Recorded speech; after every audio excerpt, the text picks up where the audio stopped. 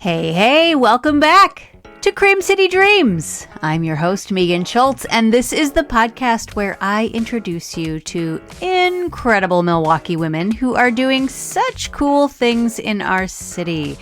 And oh my goodness, today's guest is no exception.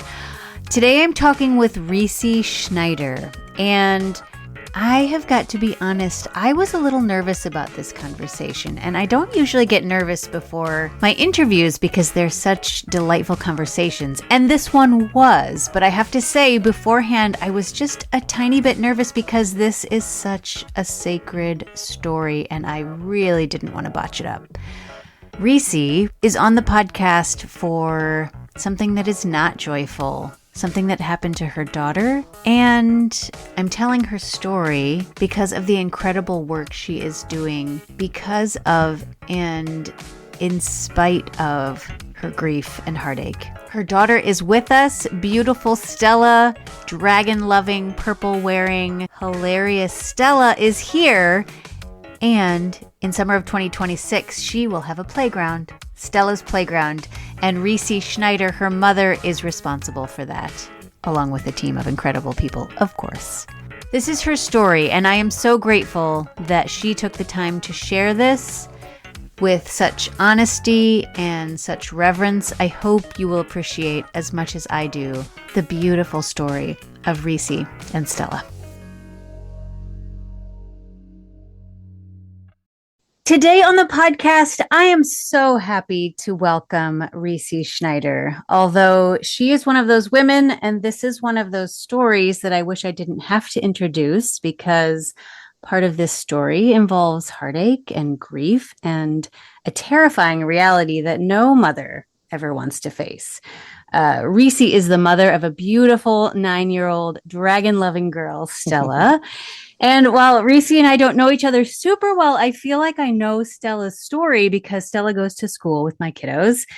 And our parent coordinator extraordinaire made sure that our school was doing what we could to support the Schneiders because back in 2023, Stella was diagnosed with a cancerous brain tumor and had to undergo and is still undergoing surgeries and radiation that left her for a while unable to speak and swallow and smile. And I remember getting that email from Miss Jenny, and I remember thinking, before I knew you, oh my goodness, what must this mother be going through right now? And I was just reminded of the fragility of life and how your world can just be turned upside down on a Tuesday, you know? Yep. So anyway, all that to say, welcome, Rese. Thank you for joining me. Thank you for having me, and thank you for letting me tell our story. Yeah. Well, and this summer, I've been focusing on women who are bringing joy to Milwaukee, which sort of seems like, well, why am I putting this story in this season? But it's the summer of joy because Lord knows we need more of that right now. And Absolutely. I'm so happy you could be here on this season because I'm inspired by what you're doing for Milwaukee because of, or perhaps on some days, despite the grief and the heartache that comes with a diagnosis like this for your sweet little girl. And that is that you have launched a capital campaign to raise $2 million to build Milwaukee's first universally accessible and inclusive playground at Reservoir Park. That's right. And for those who know Milwaukee, you know that Reservoir Park is, or sort of sits at the intersection of River West and Harambe and Brewers Hill, right? And it overlooks the most beautiful skyline in Milwaukee, a beautiful, beautiful spot. And you're hoping to have this in place by next summer, end of next summer? We're sprinting this marathon.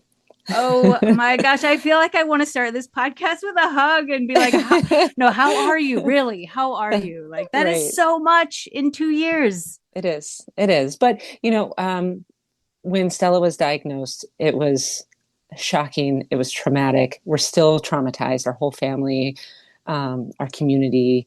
you mentioned getting the email from Miss Jenny, and so the school, I think everyone was just like, how could this sort of thing Yeah. happen?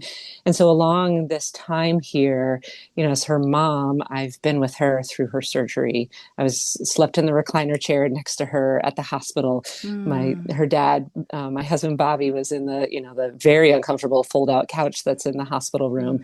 Hmm. I spent 2 months at the Mayo Clinic, sleeping in the rehab hospital room with her, and trying to be there for her and doing anything I could. I think you talk to any doctor who's talked to me, I've said, I will do anything for this child. Do you need me to sell a Yes. kidney? I'll do that. You need me to go wherever, we'll do that. I will do. Yes.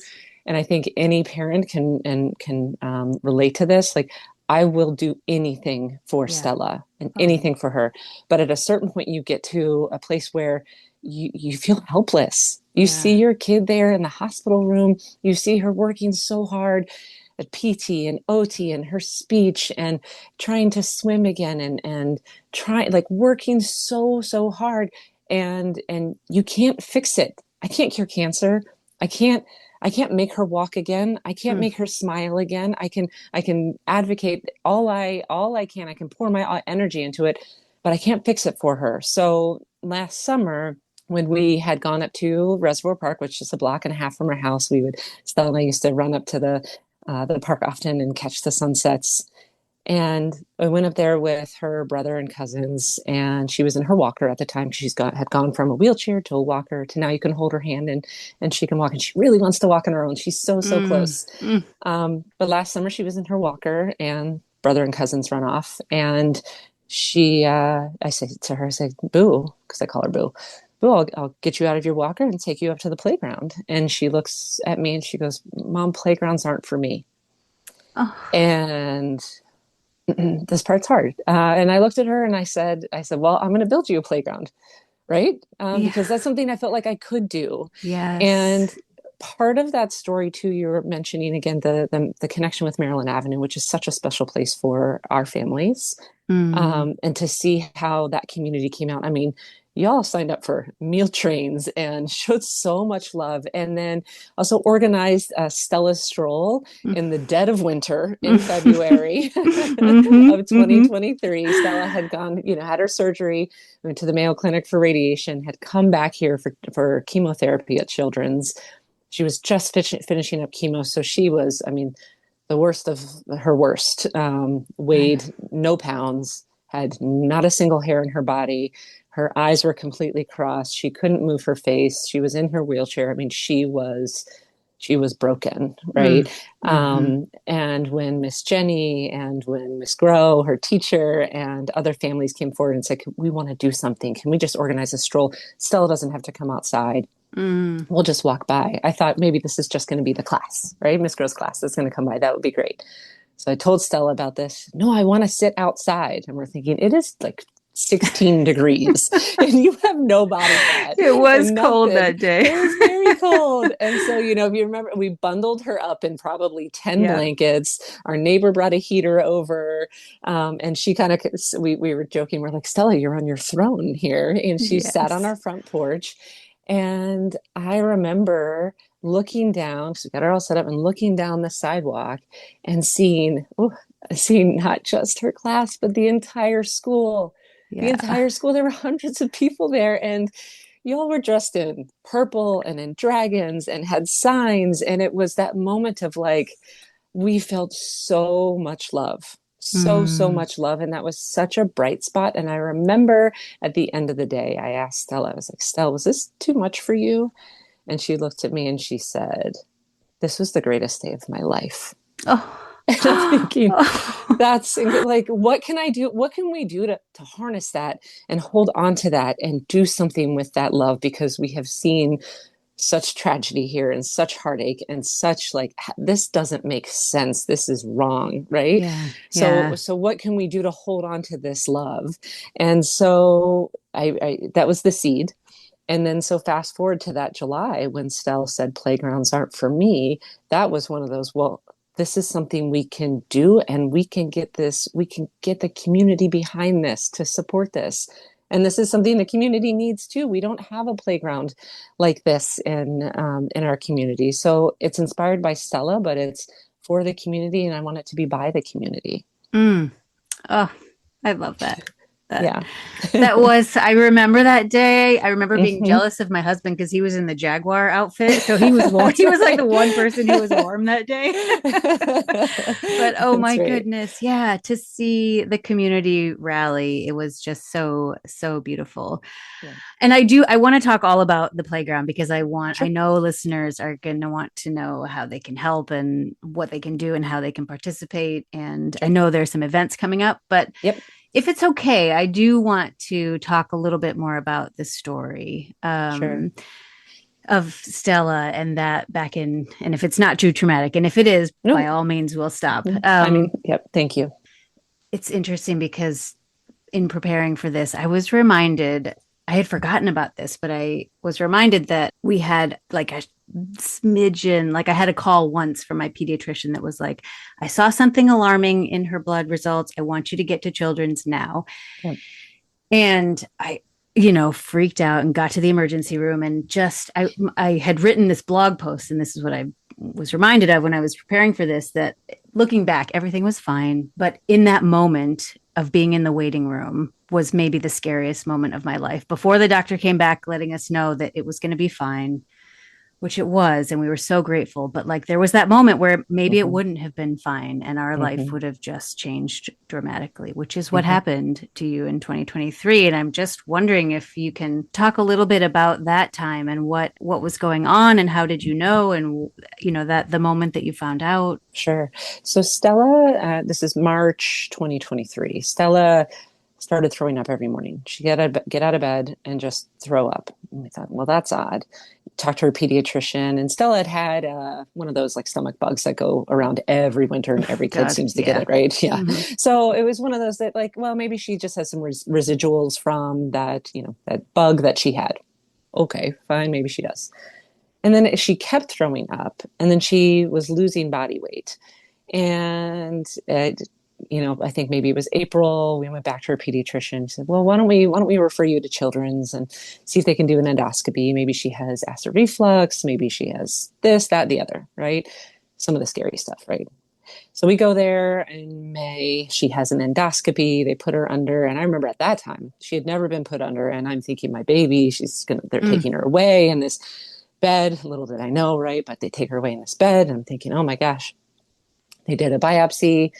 And I remember the doctor coming back into the room, and he sat down across from us and he said, well, we've ruled out all the scary stuff. We don't know what's going on, but we've ruled out all the scary stuff. And I remember thinking, all right, well, I guess the doc says we ruled out all the scary stuff, so we'll just see. Maybe it'll get better. Maybe we need to see a nutritionist or something. He said, come back in August.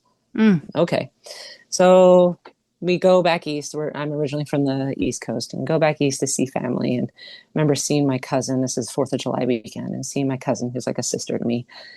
And she just looks at me, and we both start bawling because you see Stella. And at that point, she had lost 16% of her body weight. So she was just skin and bones and still throwing up every morning. And I'm just at a loss. Like, what do you do? This is months now that this is happening, and something is wrong. Something is wrong.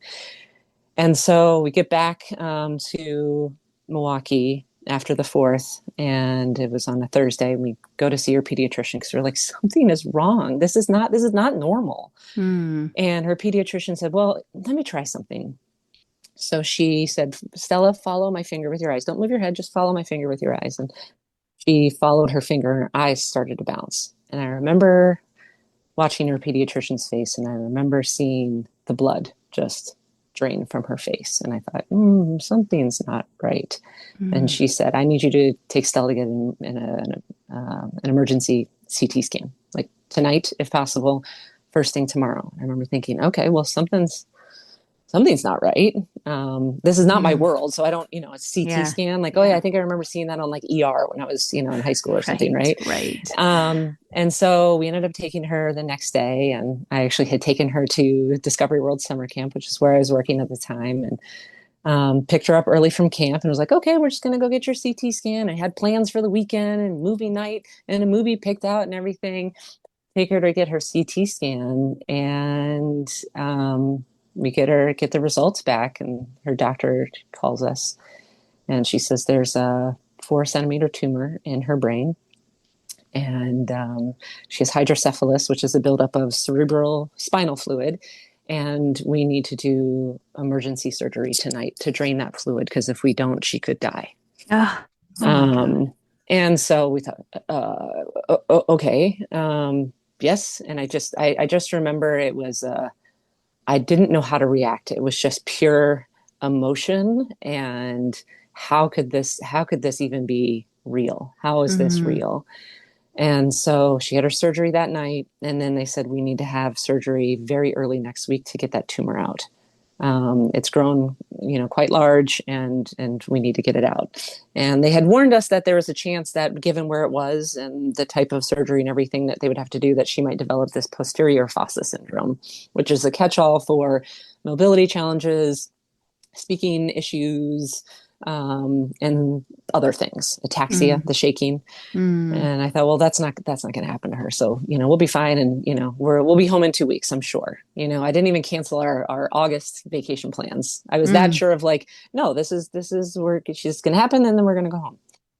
And so she had her surgery, and it was pretty clear after that when an oncologist came in, and I was thinking, oncology means cancer. No one has said the cancer word, but when an oncologist comes in, usually that means like something's going on. Again, I think you're picking up that I was in like absolute denial that this was all really happening. And so it turned out that, yes, she had a cancerous brain tumor, and it was an aggressive one. It took a while to get the exact results of what the exact type it was, so that it could inform the treatment plan for radiation and chemotherapy. But when Stella got out of surgery, she spent a week in the ICU and couldn't talk, could kind of get out of bed with a lot of assistance, and her PT was there to help her. Couldn't had a feeding tube, couldn't move her face. And they said, her brain has been through a lot.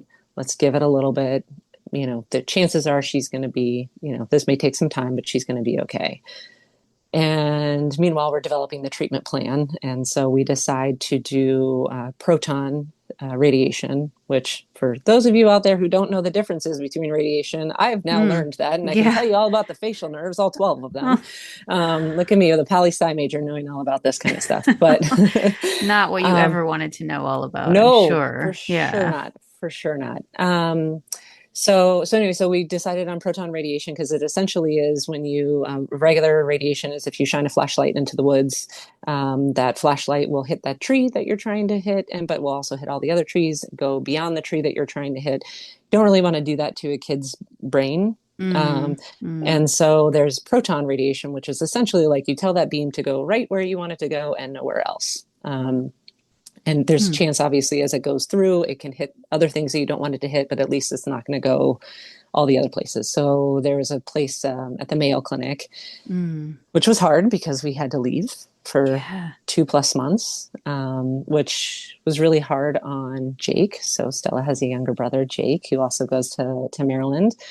And also, I'm eternally grateful to our family and our community here who scooped him up, had him over for play dates, had him over for sleepovers, took him to the zoo. And then also Maryland Ave and Mr. DiCarlo, who had Jake in the principal's office quite a bit, because, when a kid is traumatized, guess how they respond to that? They act out, right? Because he was 5 then and didn't know how to respond to it. So we were at the Mayo Clinic for 2 months, and Stella worked really hard. So while she was getting radiation every day, she was also doing PT and OT and speech, sometimes twice a day for each of those therapies. So working really, really, really hard.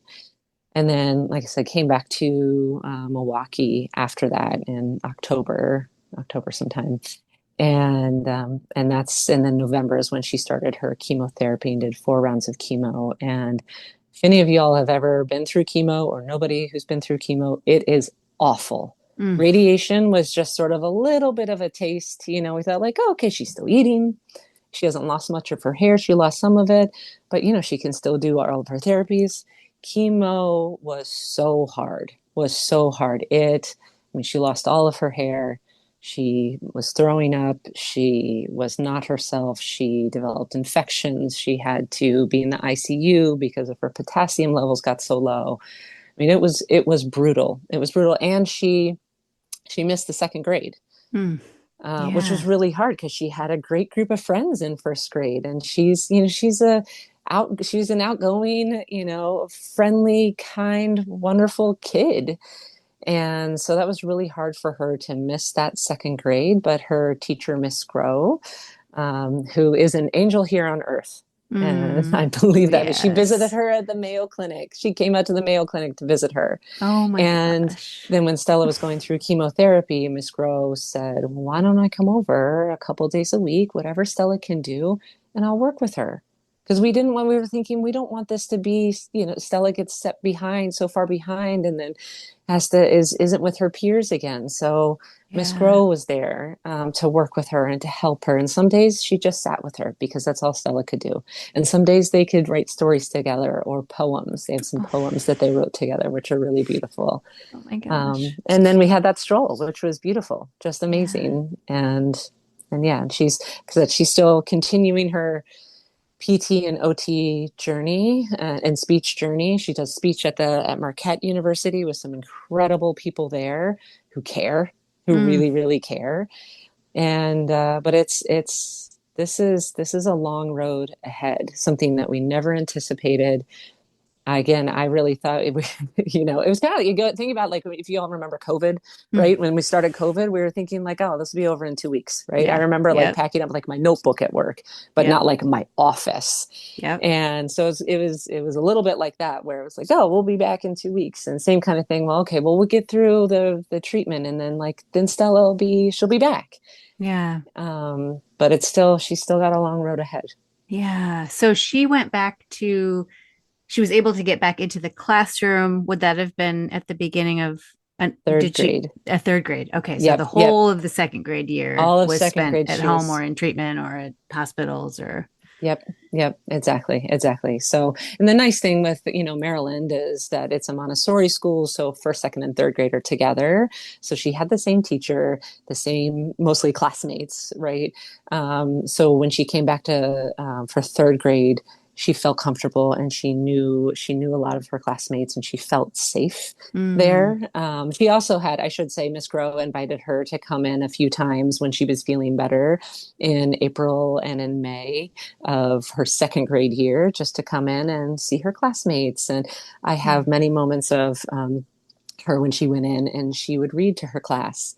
And these classmates, parents of those classmates, you all should be so proud because they sat there quietly and listened to Stella. No one Mm. made fun of her because she looked different, right? They just Mm. loved her and embraced her. And that's really, really special. Really, Oh really special. my gosh. I'm gonna have to like take a minute to get some Kleenex. Oh my goodness. Yeah. Oh, I do love that about our Yeah. community. It feels like such a enveloping hug Yep. at Maryland, and I could see that even just from an outside parent of Yep. watching her come into the door that didn't have steps, and just how embracing everyone was of her being back, and so Yep. happy to see her. So that was Yep. so cool. It was. I'm really hearing that like the village rose up Yep. around Yep. you. Absolutely. It's, like I said, I'm not from here. I'm from the East Coast. We lived on the West Coast before we moved here. And so I didn't grow up with where did I go to high school, Yeah. question. Yeah. But this city, this town, this community is something really, really special. And we really felt it. Again, I think, in other places it could have been I'm so sorry what you're going through. I hope things get better. And then that's it. I mean, people time and time again have showed up for our family and for our community. And I'm forever grateful, forever Mm, grateful. mm. Mhm. I think you mentioned so many things that people did, but I'm curious if there is, I don't know, one thing that somebody did that really sticks out. I think, obviously you mentioned the walk and you mentioned the Yeah, things that that's Marilyn did, special. but I don't know, anything else that comes to mind that I'm thinking of as listeners who might be like, what would I have done? How could I have been helpful? Or if this happens to me, what would be the most helpful thing to do for somebody in a situation like that when you don't know what to say or do? Because you can't Sure. cure cancer. Right, right, right. Well, I guess because I don't know if you have like 5 hours, because that's what it would take for me to go through and like list all of the incredible people who have, I mean, gone above and beyond. I just, if I'll start naming people and then I know I'll forget people, and but my friend Elizabeth, my friend Gina, my friend Lori, my squad, those ladies were there for me, there for my family. I mean, when I first told Elizabeth and Gina, like, hey, I may have told Stella I'd build her this playground, they were like, yeah, we're doing this with you. When I told Lori and Jen and Rachel and Danielle and all my other friends, Timothy, and everyone was like, absolutely, we're getting behind this. We're going to do this. No questions asked. My friend Corey, who did our website, no questions asked. Of course, we're doing this. It just, people have shown up. I think what I will say is, if you ever feel in a situation like this, whether it's yourself or your kid, let people help you and let people know. People want to help. And that, for a little while there, it's like, oh, I don't want to impose, or this is hard, and I don't want people to feel like, and it's like, no, people want to help. They want, so let them, and it's okay. It's okay, right?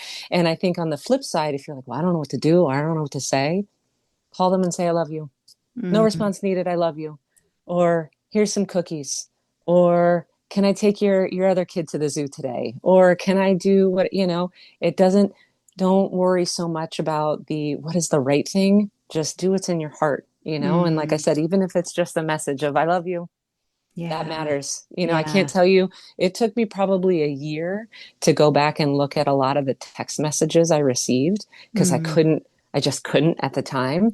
But going back even a year later, it was just I just felt this wave of love again, of just feeling, oh, that's right, people reached out and really just showed up. So Yes. Yeah. That's such good advice. It's so hard to remember that it's okay to ask for help. And we're such a, I don't know, independent minded society, or I can do this on my own. I need to be strong. But you know what? And you forget, it feels good to give. Like, I love help. If you can be helpful, who doesn't love being helpful? Right. So to remember that as the person who needs help, that actually I'm giving a gift by asking for help as well. I think that's beautiful. Yeah.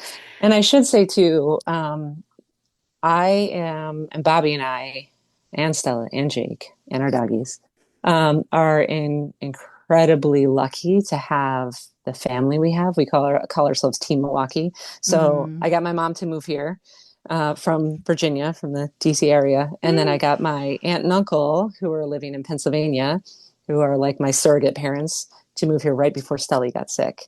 And I don't know what we would have done without them. I really don't know what we would have done without them.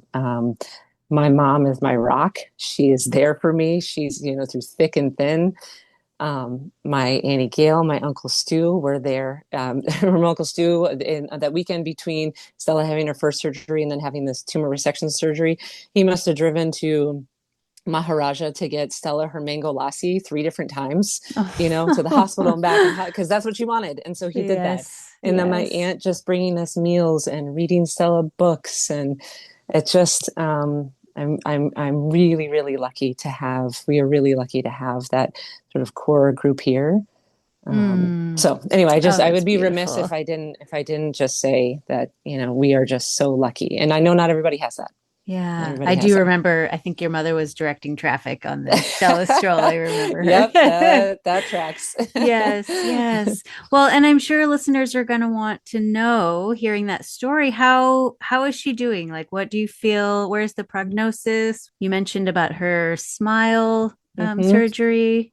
Sure. So she has bilateral facial paralysis, which actually is quite rare. And we don't fully, and I don't know if we'll fully ever understand what has happened, whether that's where the tumor was. And then when you take the tumor out, the tumor was actually growing in with some of the nerves that were there. Was it cut during surgery because they had to get the tumor out? We don't know. What we know is that she has bilateral facial paralysis. And so that also affects her ability to close her eyes all the way. So she's had eye surgeries. She has platinum weights in her eyes. She's had strabismus surgery to try to straighten her eyes. She's had that facial reanimation surgery in Boston. And we got the left side to work, and we're hoping, fingers crossed, that the right side is going to kick in here soon because Stella has the best smile, Mm, and I would give anything to see that smile again. yes. Um, sorry, um, I would give anything. Yeah. So, um, yeah, that's the hard part of like, what it was like before and you see what it's like now. And trying Yeah. to embrace and be grateful for the fact that she's here. Yes. Yeah. But also know that things are so different and there are no guarantees, right? Yeah. So it's that Yeah. balance of hope and grief, of hope Yeah. and grief. So prognosis is she has to go back every 3 months to get scans for the next year or so, because I think it's 2 years or 3 years after surgery. It's every 3 months. And then it goes to a 6 month schedule, and then we go to a 1 year schedule, totaling 10 years. And then after the 10 years, in theory, that's when they have said, okay, she is sort of officially cancer free, and we're not concerned about remission, as Mm, far as I understand it. okay. So we hold our breath right now every 3 months. And then, but in the meantime, honestly, she is trying to be a kid again, right? Mm-hmm. And just do everything to be a kid again, going to JCC Rainbow Day Camp, which those folks have been so incredibly welcoming and supportive. And is there anything we can do? And what more can we do? And she's doing her PT and OT and speech as well. And then is excited to go back to school and start fourth grade, and Yes. see all Oh, of her friends again. So, yes. Yes. mhm. Yes. And how is she feeling? I mean, I feel like I read somewhere that she said something about I don't get tired, or what was that? What? Tell me about this quote, because I was like, how is this girl? I love this girl. This girl, I seriously, I've said this before. This girl, she's my hero.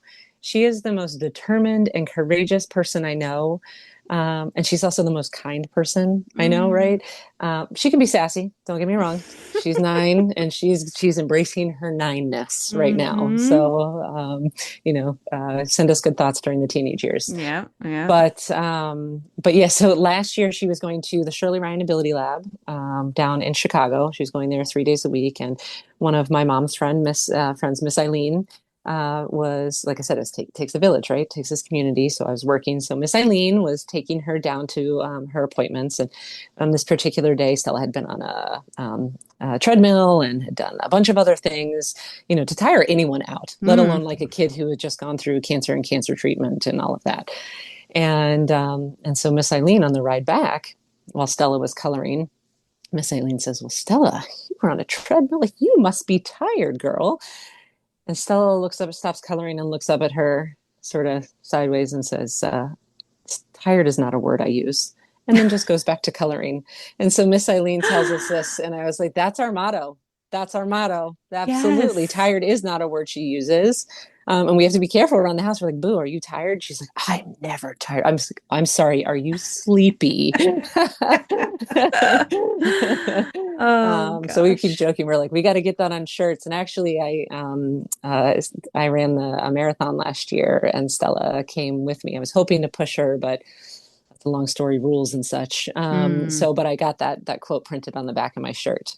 So I Oh, thought I needed, and all the runners around me needed some Stella yes. motivation. Yes. Tired is not a Yes. word we use. Let's go. Let's do this. Although I feel like if you were pushing a 9-year-old through a marathon, you might be allowed to use the word tired at the end. That's true. I did a lot of my training runs pushing her, which I think really helped me, get strong. Yeah. But yeah, Damn. it's oof, oof. Yes. Yes.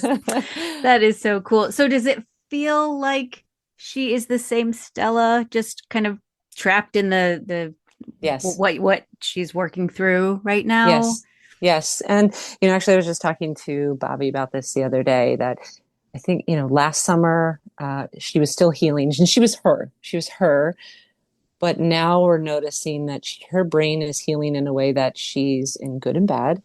That she's remembering a lot from before. So, like, for instance, she saw Jake on her bike, and she can't ride her two-wheeled bike yet, unassisted. Hmm. And she's like, "Wait, that's my bike. That I want to be riding my bike."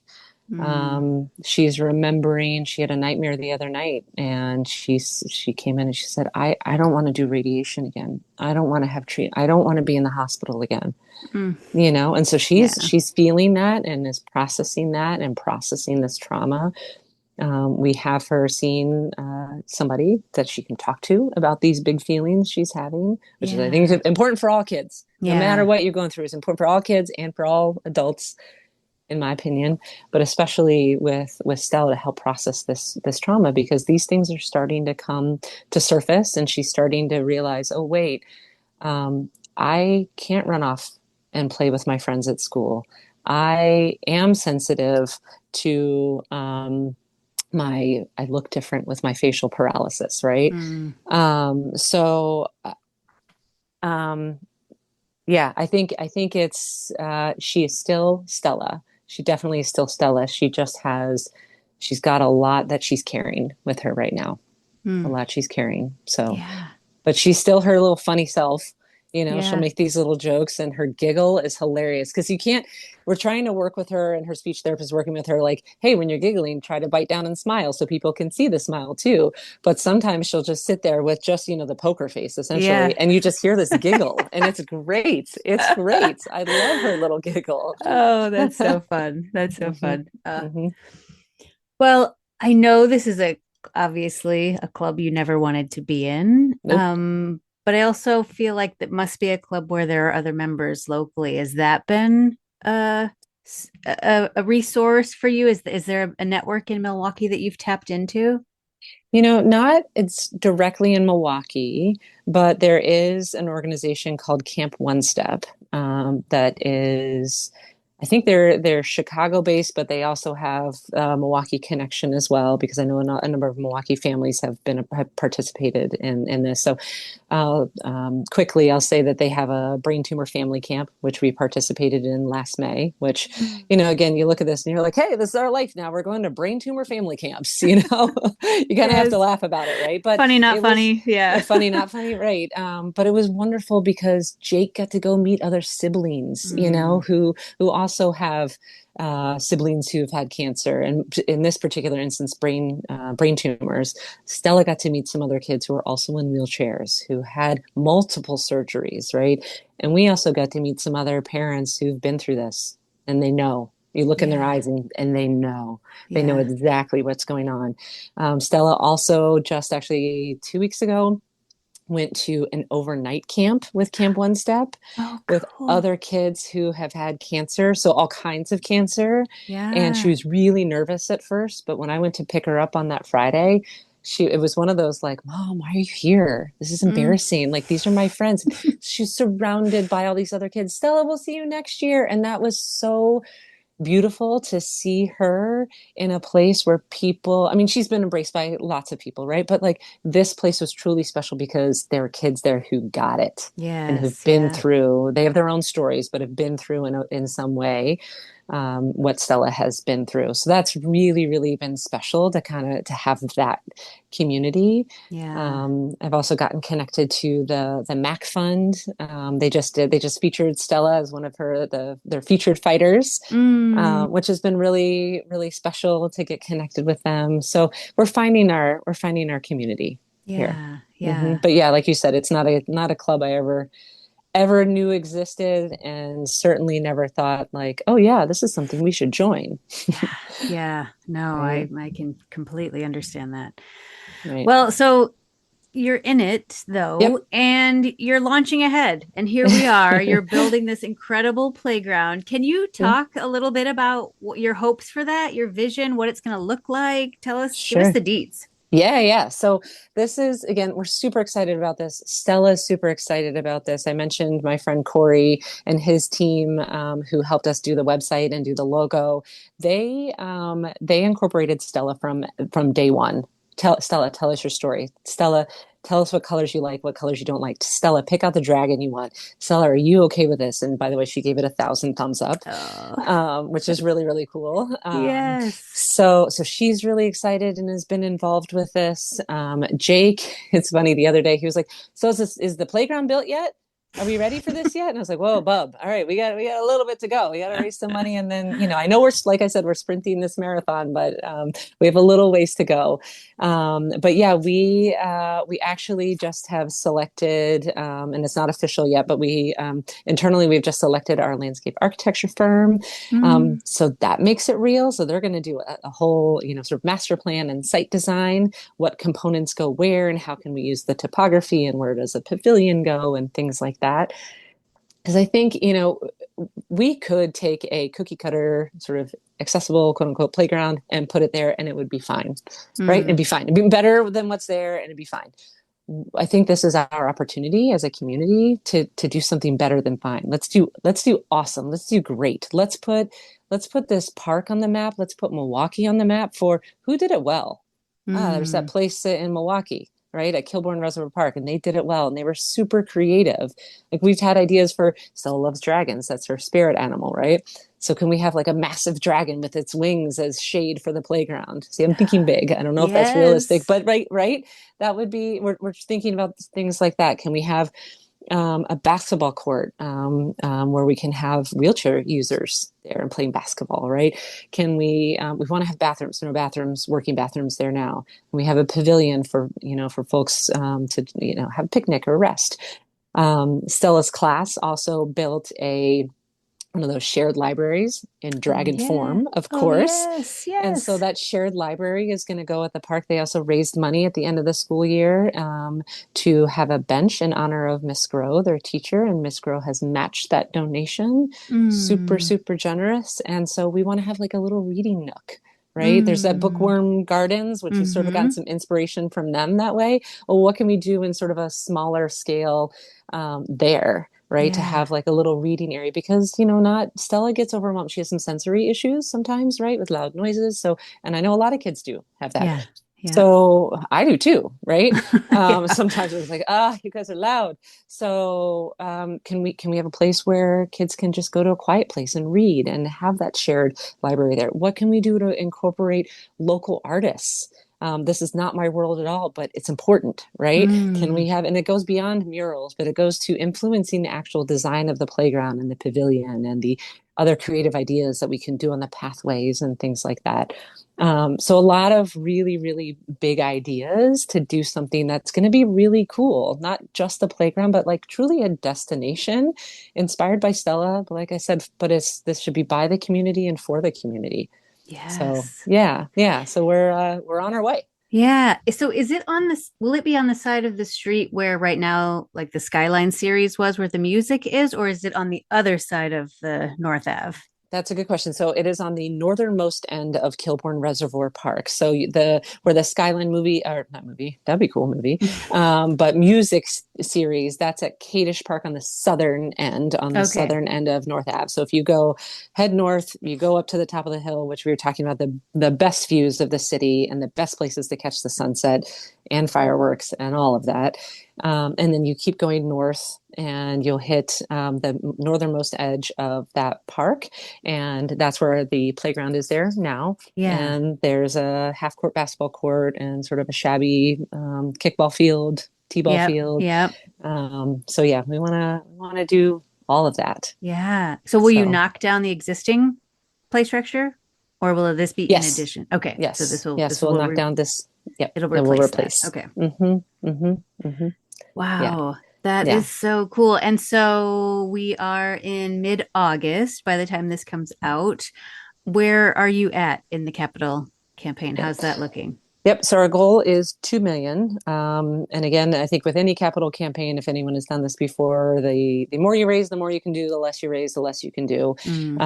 We have so far through just generous donations from people, anyone who was like, "Hey, I heard about your story on the news. Here's $10,000, which we've gotten a few of those. Hey, my kid wants to do a lemonade stand. Here's $200 from a lemonade stand. And my kid is having a birthday party, and instead of presents, we want to raise money for Stella's playground. I cannot tell you how many stories have come through like that. And that is, again, I think that's what makes this project so special, that it's not just sort of some entity from the outside coming in and putting in a playground. It's like truly the community is getting behind this and the kids are getting behind this. And Yes. I don't know if your kids participated in this, but at the end of the school year, we had Maryland Ave, River West Elementary, and we had reached out to Gansland and another elementary school to get feedback from those kids. And what do Mm. you all want to see at a playground? We got some really, really cool ideas. So we're going to continue to do that. We are going to have an event, a party at the park on Sunday, August 25th from 2 to 5 p.m. It's open to Mm. everybody. We're hoping to have a Stella Stroll / Dragon Parade 2.0.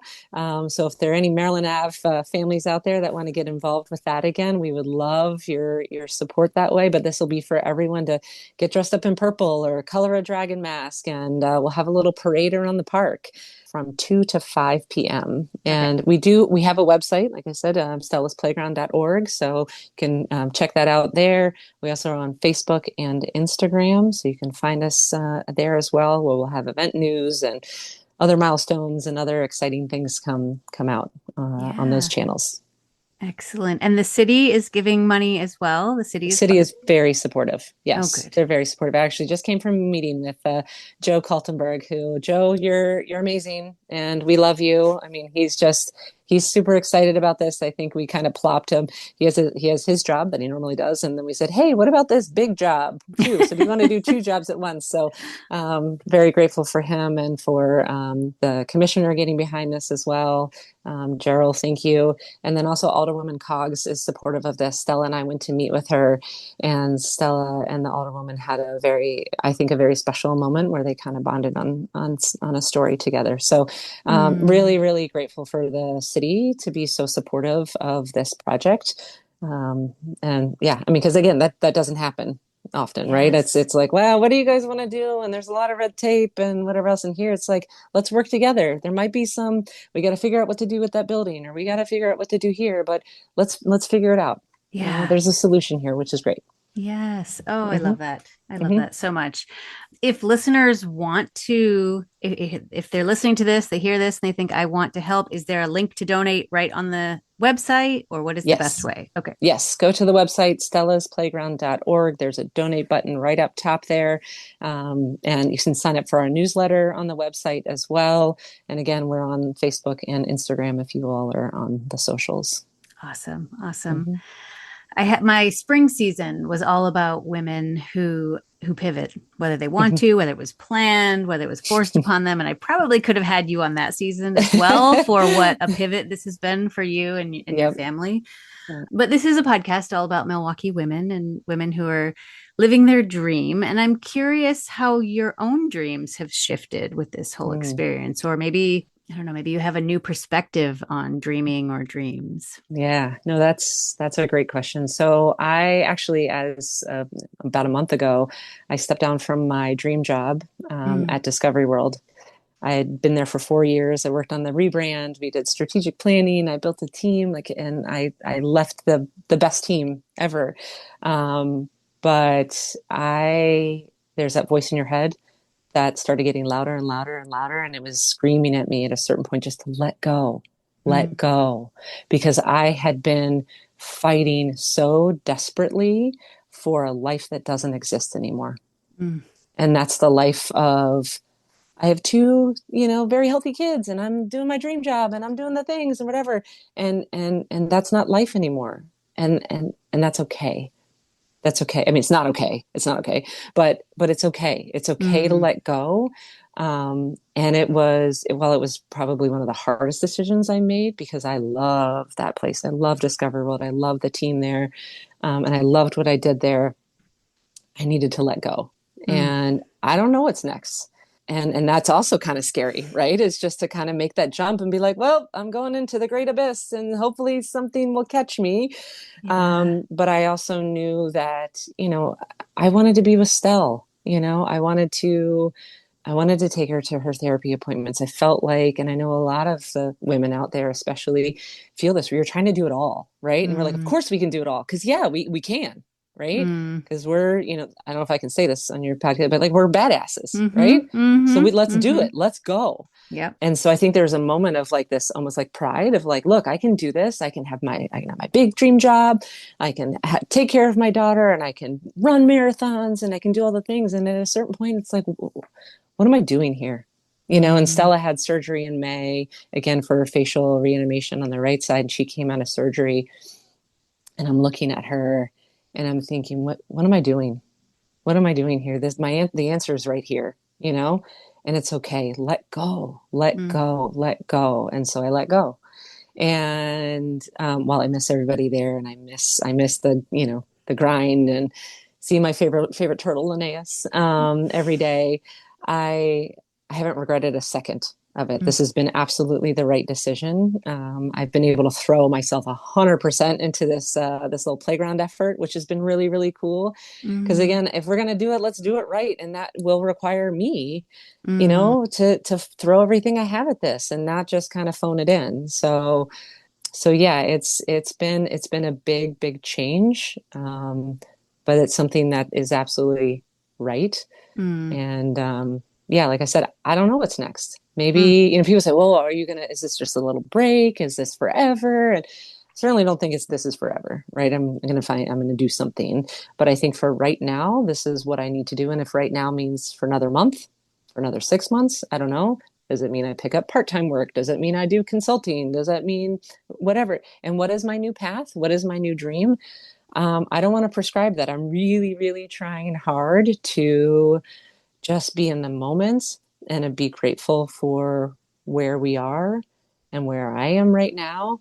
Mm. And we'll see where this takes us. We'll see where this takes me, right? Which is really hard to do, for us, any of my fellow type A's out there. Yeah. You know, Yes. you want to have a Yes. plan, you want to know what you're doing, you want to have things scheduled and whatever. And it's just, so this has been a little bit of a journey for me that way. Yeah. Oh my Hmm. gosh. Hmm. How brave and what a beautiful permission that you've given yourself. Wow. Oh, thank you. I think one last thing, if you'll allow me, and if you have Yeah. other questions, but one other thing that I have been reflecting on, is Stephen Colbert gave an interview several years ago. He had lost I believe it was his dad and maybe one or two of his siblings in, I think, a horrible crash. Mm. And so he was reflecting on that, on sort of grief and how do you manage grief, right? And loss. And he says that one of the how do I even say it, philosophies that he kind of holds on to is, being grateful for the thing you most wish hadn't happened. Mm. And if you think about it, and I think about this, so what is the thing I most wish hadn't happened? It's Stella getting sick. I most wish that hadn't happened. I most wish that hadn't happened. I can't say that enough. But how do I get to the point where I am grateful for it, right? Because if you go through life, and the way he's explained it, and I'm trying to embrace it, but it's hard because I'm angry and I'm Mm. I'm not there yet. Mm-hmm. Um, but if you go through life, there's good and there's bad, and you can't have one without the other, right? So how do you embrace all of life, right? And so I Mm. think that's what he was trying to say there, and that's something that I think about every day, of being grateful for the thing you most wish hadn't happened. And again, part of this is being grateful for the community that we've seen come through, for the love that we never would have experienced and truly felt, had Mm. we not had Stella not gone through this. And don't get me wrong, this is not a like, oh, I'm grateful that Stella got cancer. No, Yeah. this Yeah. is Yeah. a gratefulness for life and all that life has to offer. And then also, what do we do with that gratefulness? And what do we do Yeah. for our community, and what do we do for the people that we love? And that Oh, may include building a playground. yes. Oh, oh my gosh. I don't know where to go from there. I know. Oh my gosh. Well, it's funny that my last question, which is something I'm asking all the guests this season, is what advice do you have for listeners about how to find joy? But I think you just nailed it right Hmm. there. I Yep. think looking for that gratefulness Yeah. for that which you wish hadn't happened. Yep. And it's I mean, it's a struggle. It's not, and it's not that, it's not the toxic positivity, right? Of the like, oh, just be happy, be, Mm-hmm. happy she's alive. Like, no, that's not what I'm talking about, right? Yeah. Because Yeah. of course I'm happy she's alive, right? But it's a little bit deeper than that. So Yes. Well, I will put all the ways that listeners can be in touch and contribute and donate and volunteer and get involved in whatever else you need. And thank you.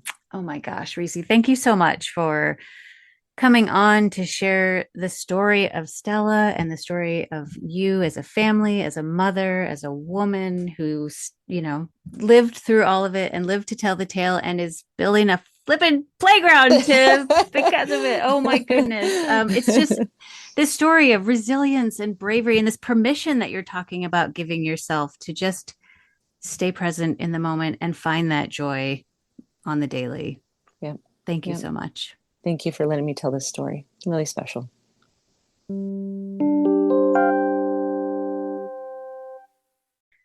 Ooh, listeners, I kind of just want to pause to give us all a minute to inhale and exhale together here.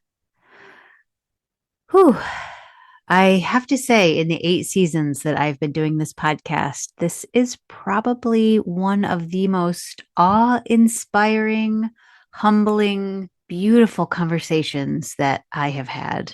And I'm so grateful to Rese and Rese's family for sharing this story here and for giving us a glimpse into this experience. I am so floored by her strength and resilience and bravery and gratitude. I just felt during our entire conversation. And again, like she said at the end, not a gratitude that this happened, of course, but that gratitude for the thing you wish most would never have happened, and to wake up each day and continue to hope to find that gratitude. We talked at the end about women and women being able to do it all or thinking we can do it all. And good God, if she is not doing it all, I don't know who is.